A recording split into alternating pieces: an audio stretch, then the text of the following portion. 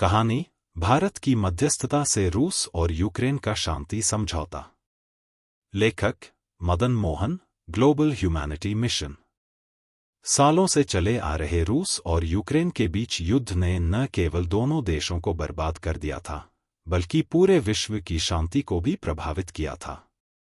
विश्व की महाशक्तियां अपने अपने स्वार्थों में उलझी थीं और इस संघर्ष का कोई समाधान नजर नहीं आ रहा था। दोनों देश युद्ध से थक चुके थे, लेकिन उन्हें एक ऐसा मंच चाहिए था जहां वे अपने मतभेदों को शांतिपूर्ण तरीके से सुलझा सकें। इसी बीच भारत ने एक सकारात्मक कदम उठाया। भारत ने हमेशा से अहिंसा, शांति और संवाद की नीति को अपनाया था। भारतीय प्रधानमंत्री ने प्रस्ताव रखा कि दोनों देश एक तटस्थ मंच पर मिलकर बातचीत करें और इस संघर्ष का हल निकालें। रूस और यूक्रेन दोनों ही देशों ने भारत के तटस्थ और अहिंसक रुख को सराहा और भारत की मध्यस्थता को स्वीकार कर लिया। बैठक नई दिल्ली में आयोजित की गई। भारत के अनुभवी राजनयिकों ने दोनों देशों के प्रतिनिधियों के बीच वार्ता करवाई।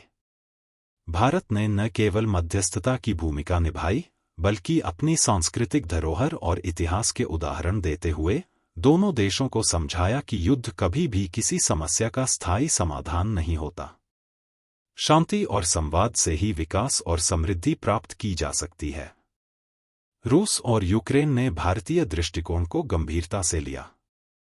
वार्ता के दौरान दोनों पक्षों ने अपने अपने पक्षों को खुलकर रखा और भारत ने दोनों की चिंताओं को समान रूप से सुना। भारत ने न केवल तटस्थ रहकर मध्यस्थता की, बल्कि कुछ महत्वपूर्ण मुद्दों पर सलाह भी दी, जिससे दोनों पक्षों को एक दूसरे की स्थितियों को बेहतर ढंग से समझने में मदद मिली। कई दिनों की बातचीत के बाद आखिरकार एक शांति समझौते पर हस्ताक्षर हुए। रूस और यूक्रेन ने अपने मतभेदों को समाप्त करने और आपसी शांति एवं सहयोग बढ़ाने का संकल्प लिया। भारत ने अपने इस सफल मध्यस्थता प्रयास से यह साबित किया कि जब दुनिया में हिंसा और युद्ध बढ़ रहे होते हैं, तब भी संवाद और समझौते से शांति संभव है।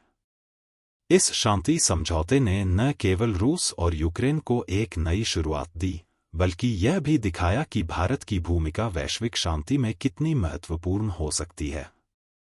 भारत ने यह सिद्ध कर दिया कि शक्ति केवल हथियारों में नहीं, बल्कि शांति और संवाद में भी होती है।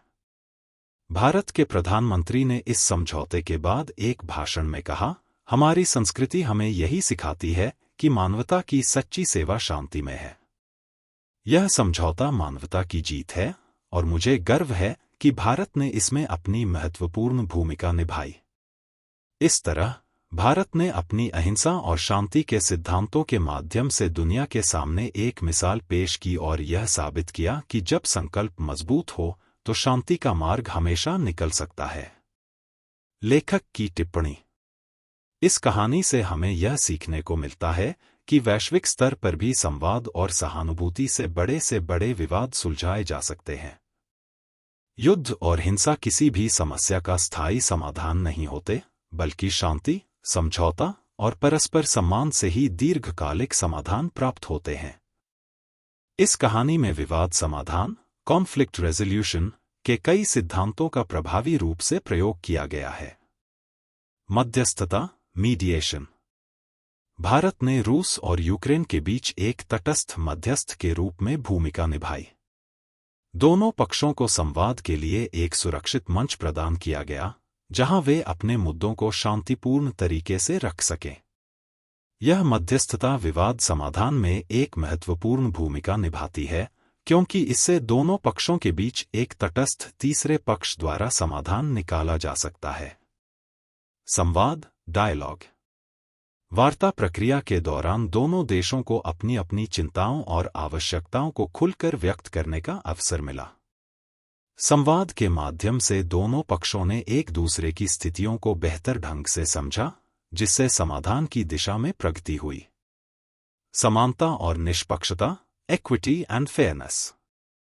भारत ने दोनों पक्षों की चिंताओं को समान रूप से सुना और किसी भी प्रकार के पक्षपात से बचते हुए निष्पक्ष मध्यस्थता की।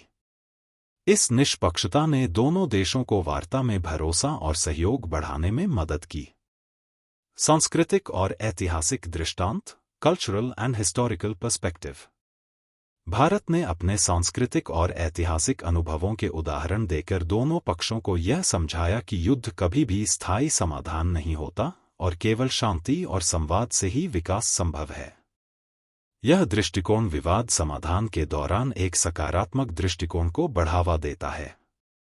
धैर्य और सहनशीलता, पेशेंस एंड टॉलरेंस। विवाद सुलझाने में धैर्य और सहनशीलता आवश्यक है।